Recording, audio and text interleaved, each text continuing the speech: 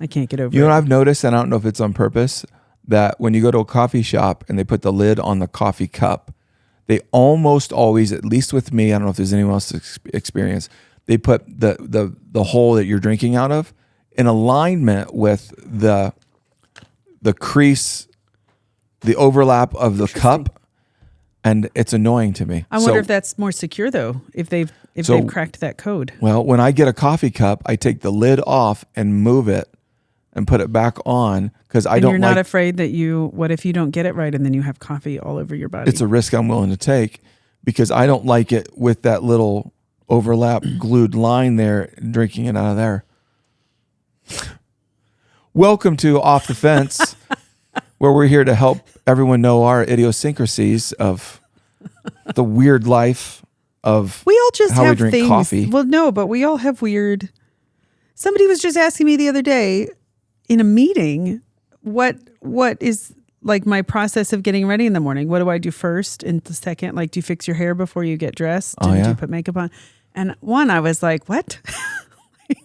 I thought we were here to talk about something else. And two, I never think about it. And I don't know that it's consistent, but we all have just weird things we do. Do you have a certain amount of swipes that you do deodorant with? Like how many swipes? Do you have a number? I don't think so. I think I go up, down, up. So 4. I wonder if people all have their different numbers. Yeah. One of our children counts the stairs when they go up. Huh. I don't know how many swipes I do. I'm not counted. I just was wondering. I wonder if I do the same amount of swipes every day or if it's different. I would guess it's probably the same. I'm sure your brain doesn't even, like you probably just have a rhythm. Well, I have a toothbrushing thing. Okay, Let's just keep going. Oh, my toothbrush has a timer on it. I count in my head because those timer ones stress me out. Well, I like to achieve, and so if I got to do it 2 minutes, I'm doing it 2 minutes in a second. So, hey, we're going to talk today a little bit about calendar stuff. We're kind of in that season where they're in their calendar.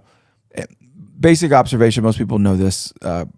Dates and times make a lot of decisions for us, and if you're like, let's say a professional adult where you work for a living, most of us are in the season where things are scheduled, even basic stuff, right? Eventually we're going to come into the Christmas party season. Mm-hmm. And so most of us don't determine when our office is going to have a church or not church party, a Christmas party, or if you got kids, kids might have a fall program. Mm-hmm. We as parents don't decide when that fall program is. If you play sports, if you're going to school now, there's a lot of determined for you. Here's when we're going to do what we're going to do. Mm-hmm. So what I'm saying is our calendars, our dates, our times have a tendency to make a lot of decisions for us. Mm-hmm. And it becomes almost this unavoidable system that we get into. Mm-hmm. Got to go here at this time to do this thing. And I was thinking, I think we take that approach because that's just the way it is. I'm not suggesting, please don't call your school and say, I want you to have the program exactly on this day because it fits perfectly with me. Mm-hmm. But I think we transfer this determined calendar for us as though that's the best way of life, and we project it onto relationships, specifically with God. So we transfer this onto God. We project it onto him and say, all right, so God, I need you to do this at this certain time in this certain way. And I don't think we feel like we're being bossy, but I think that because so much of our lives is dictated by calendar and time, daily calendar, all that kind of stuff, that it's easy to say to God that calendar is most important, that timing is most important. That's what had me thinking, like, when I think about God, talk to God, wrestle about things in life, a lot of the time I'm frustrated and dealing with timing. Something's too early, something's too late, something's not happening, something's happening faster, or there's too much happening. It's so timing based. So now I asked you how many swipes of deodorant you do. How much timing conversation do you have with God? So I used to have a lot of timing conversation, timing about when I would, find the one, or when we were ready to have another kiddo and it just wasn't happening. Yeah. I think the older I've gotten, which then in turn means the more time, not only I've got to spend with the Lord, but also the more time I've just lived in this world, knowing that timing is often irrelevant outside of what you can't control. Obviously, there are things like what you said on the calendar. I feel like that's an area of my life, shockingly, that in that realm, I've become very, very more laid back in, and just willing to wait for his timing. And that's in everything from our kids figuring stuff out that we really hope that they figure out. Sure. And leaving room for that to just be undone. I actually feel like that's the work of the Lord in my life and heart, not me just giving up. But I do think that I've loosened my grip, because I used to be very controlling of time. Like, I will make it happen. Okay. And I have seen myself over the last years just kind of lay down some of those clocks, if you will. Yep. I get that. I think for me, timing has been one of the places of connection and disconnection with God, to where I would, I was thinking of Abraham. I was looking up Genesis chapter 12, talks about the call of Abram before we know him as Abraham. Verse 1, the Lord had said to Abram, leave your native country, your relatives, and your father's family, which is a big deal, and go to the land that I will show you. I will make you into a great nation. I will bless you and make you famous, and you will be a blessing to others. I will bless those who bless you and curse those who treat you with contempt. All the families on earth will be blessed through you. And what that does is, that's amazing. That's like, what a promise. That's like the first day of good news. I'm going to do this. But then if you track out his story, it becomes a monstrous waiting season that he has no idea that he's walking into. You get a promise from God.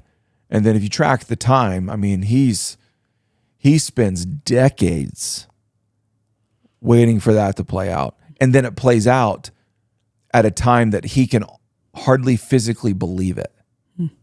It surpasses I know God made this promise, but now I'm, he becomes 100. It surpasses understanding. Yeah, he's 100. His wife's 90. They're still like, these generations that are supposed to be coming. So they even, usurp the process and do all that kind of stuff. And so that just had me thinking, like, in a season now where most of us are like in the mix of our calendars, and our calendars are telling us what to do, is I wondered how many people are, in this case, on the fence on God. Partially their reasoning would be because his timing is different than their timing. And so I wrote down some dangers, and maybe this is just personal confession time for me, but a danger with God and timing, hitching ourselves to a calendar instead of a purpose. I've done that, where I think about the day is about the calendar, the week is about the calendar, my relationship with God is about when is he going to do, is about when, rather than what's my purpose today though? What can I do to fulfill today? And even as a family, when you're looking at, if you were to choose to go after character instead of calendar, a lot of times we're choosing one or the other. And when the calendar is not going the way we want to, we compromise our character. And so I wanted to just say a danger that I think some of us have, and I use this term hitching, that we're no longer living a purpose, we're living a routine.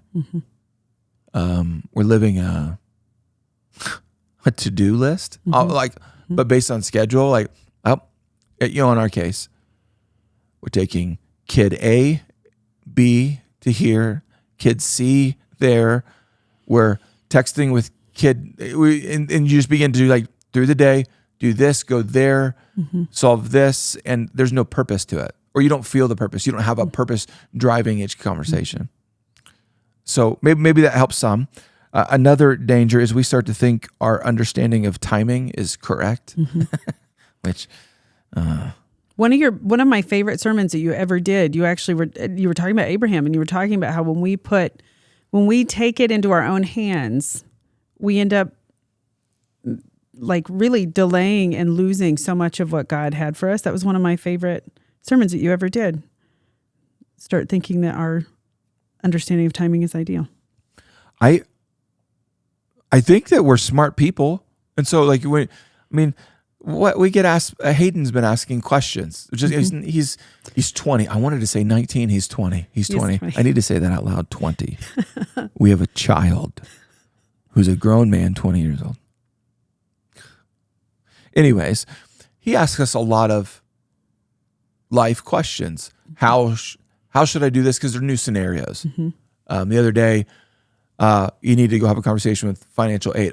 He got another job, and so now he's got kind of 2 jobs, and he's got to fill out the form for the government, and like, so all this like new stuff that he hasn't had to navigate.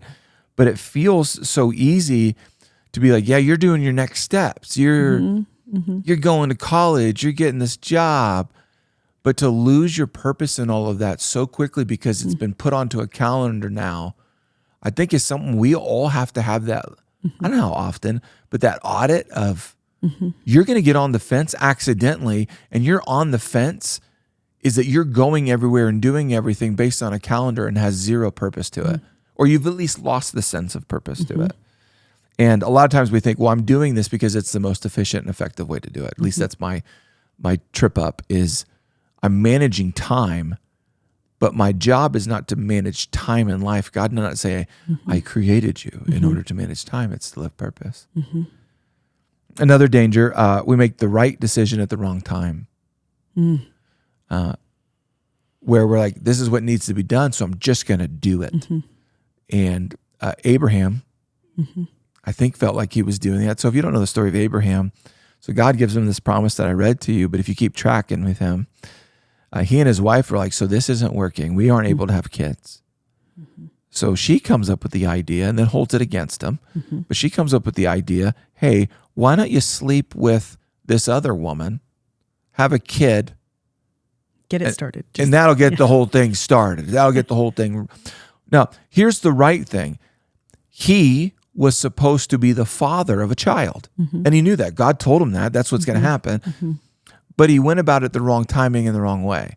You can do what you think is right, but at the wrong time, wrong people involved, wrong way, because you're usurping the timing. And that's been one of the most difficult, I think that is one of the most difficult lessons in life. Yeah, for sure. Keeping all of us from like usurping the authority and the timing of God. And like you said, maybe it's been a parenting lesson that where watching a child grow up to be a man, and you have this evidence of this child making decisions in elementary and middle school and high school, and you're like, are they going to make the right decision? And you want to exert control and usurp the process, but then you begin to see right decision made after right decision.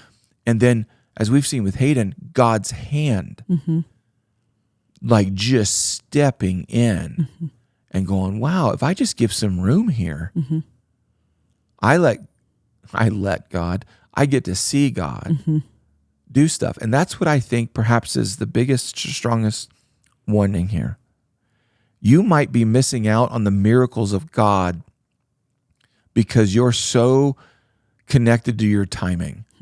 You're so like, this has to happen, this should happen. I have this desire, I have this passion, I have this craving, so I'm going to go for it because obviously God's given me this.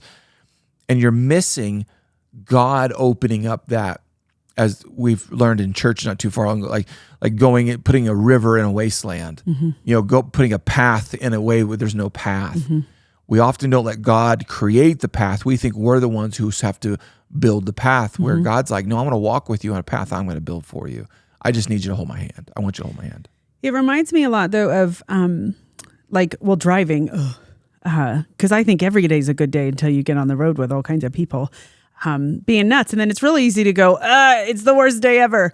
I think one of the things that I've learned, too, because I love schedules. I love them because they help me kind of move through the day. But the moment we get the calendar for the kids' school, I'm writing all of it down or plugging all of it in, because that gives me points to know where I've got to be and when, because obviously that's a commitment to have kids and be there to celebrate them and all of that, or football schedules or whatever.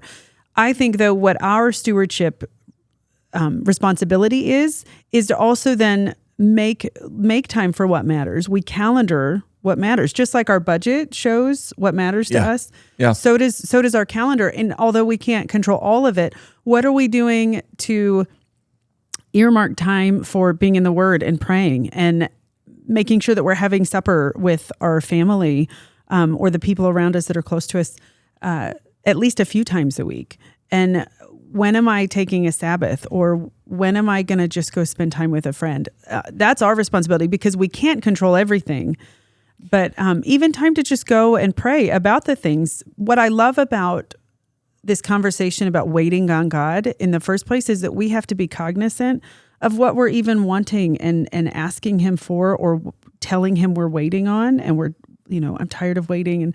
And instead of rushing or trying to fix it ourselves, it requires so much honesty with ourselves and with Him to say, I'm waiting on this and it's killing me. And I think that so much of that, though, is like the antidote for so much of that grief is actually creating spaces of time to have time with Him in community.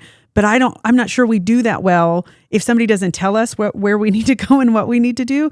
I don't know that we're all real great about putting that in to our time. And so that, of course, then makes us even more fatigued and exhausted because we're not connecting with Him regularly. Definitely. So I wrote something down. Now you made me think about this. And sorry to be all preachy, but so we calendar stuff, mm-hmm. which is good. Mm-hmm. This is not an anti-calendar. Oh, yeah, I love my calendar episode. I actually think God is very organized. I think God is more organized and more structured than any of us. Mm-hmm. The detail, if you just look at creation, how perfectly timed everything is. Timing is big. Calendar the meaning, not just the moments. That's good. And I have a tendency we calendar the moments and we live life on the moments. The moments are good. Mm-hmm. Kid programs, coffee times, but rarely do we calendar. Here's the meaning mm-hmm. of the moment mm-hmm. that we're about to have. Mm-hmm. Like, why do we go to our kids' football game, mm-hmm. right? Like, well, even Titus, like sometimes when he's so fatigued and he's so nervous about a game, we have to remind him, here's why you signed up for this. And this is good. Just the other day, he did not want to go to practice at all. All of a sudden, mysteriously had a headache, tummy ache. But it would have these blips where he looked and acted and behaved totally normal. So I said, well, you're going to practice. Mm-hmm. And if you throw up, just make sure you tip your helmet up a little bit and throw up on the ground. So anyways, he goes to practice and he does it. Mm-hmm. Wait, he goes to practice and does it, or he throws up? Oh, he doesn't throw up. Okay. No, he didn't throw up. He just didn't want to go to practice that day. Which does he do, though? I know, he wasn't I was just in clarified. The mood. And he gets in the car, and it's fascinating what he said. He goes, that was not one of my best practices. Mm-hmm. I said, are you glad you came to practice? Yep. I said, you know what I would tell you? I think it might be one of your top 3 practices. Mm-hmm. And he looked at me all weird. He's like, no, I got run over here. I got this mm-hmm. and all. I was like, nope. This today, football practice isn't about you perfectly doing everything right in practice. Mm-hmm. You didn't want to go. Mm-hmm. You agreed to go. Mm-hmm. You gave your best. Mm-hmm. Your effort was amazing. You gave your effort. You didn't ever quit during practice. And that lesson by itself, mm-hmm. this moment at practice is bigger. Mm-hmm. Your character was just shaped. Mm-hmm. You just did something you didn't want to do, but were supposed to do, mm-hmm. had agreed to do, committed to do, and you showed up and did it, and you did it with your best effort. Mm-hmm. And I said, buddy, I think from your dad's perspective, this is one of your best practices because you didn't want to and you did it. Mm-hmm. I wonder if we're not always doing that with our calendar, mm-hmm. where we're saying, God, do this, do that, show up here, mm-hmm. fix this, and we're calendaring God and forgetting today has purpose. I want to live this out. Do you know what happens when you don't do that though? And I think for some people, I know that I've sat with people and helped them because their life is literally just being like going fishing, but they're the fish because they're just getting drug on a line to everywhere that they're going and they're just feeling exhausted. I would say a couple things. When you're living life like that, your approach or response to people in traffic or at work or at home is going to be very short. It's going to be very short. You're going to fizzle out fast emotionally and mentally. So you're likely not going to be all there wherever you are.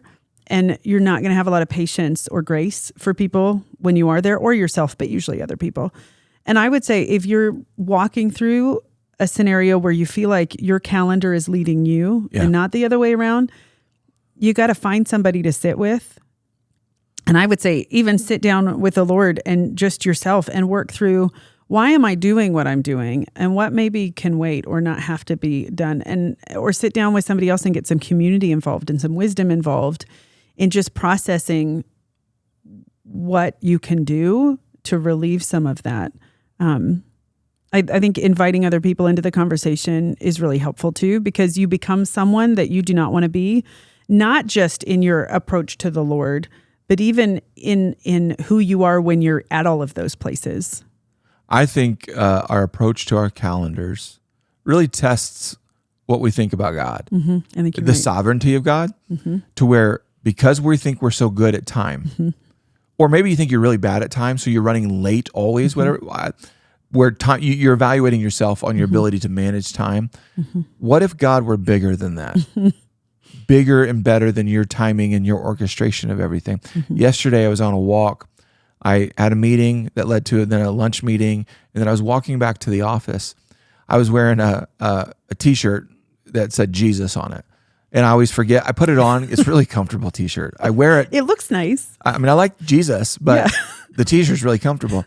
I often forget that when I wear it, I draw comments. It's really not on purpose, but so anyways, a guy just starts walking alongside me as I'm walking, heading towards an alley. And I notice on his shirt, it says valet. And I'm like, hey, where are you valet at? And we were just chatting, shooting the breeze. We don't know each other. He let it off with, hey, I like your shirt. Then I was like, hey, I see on your shirt. Now that we're swapping stories. Anyways, we start talking about the coolest cars he's ever valet parked and all that kind of stuff. And great conversation, blah, blah, blah, blah, blah, blah, blah, blah. But it was an interruption in a sense, because I was kind of speedily walking back to the office to get back to the office. That's an easy example that maybe our version of what is ideal timing, ideal calendar, never lose your purpose. So closing tips. Do you even know your own personal core values? Do you know your family core values? Because if you put together a calendar without core values, your calendar is you're letting a calendar tell you who you are. And that is an unwise move. Because if you ever get married, if you ever have kids, if you ever increase the number of people in your household and your calendar is in charge, you will burn out, you will exhaust yourself, and you will raise a family up that thinks life is about the calendar. Life is about who's doing what when. But if you lead with core values, your core values then determine what are you saying yes to and what are you saying no to on that calendar. So calendar your values. The reason, and I don't think our boys would be offended by this, the reason our boys play football is not actually because they're destined to become Division I football players or professional football players, which I'm always open to that, that'd be fun. But I'd like them to go to K-State if that's okay. If that's the case. The reason our boys play football is not ever about what could happen, what opportunity might they get. It's about the men they're becoming. That is more of a value-based calendar. And I say it's not been easy to get to, but I think if right now you're overrun by your calendar, then just, maybe you can't change your calendar right now. You're like, all right, so it's all in motion. What about looking at what some core values for you personally or core values for you in your office, core values for you and your family, and draft those. And with those in mind, don't have a long list. I recommend core values to be like, don't do more than 6 or 7. But let them then determine your calendar. So why is your kid playing that sport? Why are you guys going on dates? Why are not going on dates? Why are you this way and that way? Why are you doing with your weekends what you're doing with your weekends? All that kind of stuff. Why do you worship? Why do you not worship? All determined by core values, not by your ability to fit something into the schedule. It says your yes or no for you. I think too, that way, when you do have a day off or a time where there's just a place in the calendar, you're not just falling flat on your face and wasting the day either, because you've just stewarded in a way that you come out of the other side with some fullness left, not just totally empty. And I think that is a beautiful thing that we would want for anybody. Yeah. Your calendar is not just moments that happened, it's meaning that you were living out. So please make sure your calendar has significant, eternal, kingdom-minded, God-focused meaning to it, shaping you. If you got a family, shaping your family, you're becoming more and more like the person God knows you can be. So, all right. Awesome. Thanks for listening or watching. We love you guys very much. Till next time. Peace out.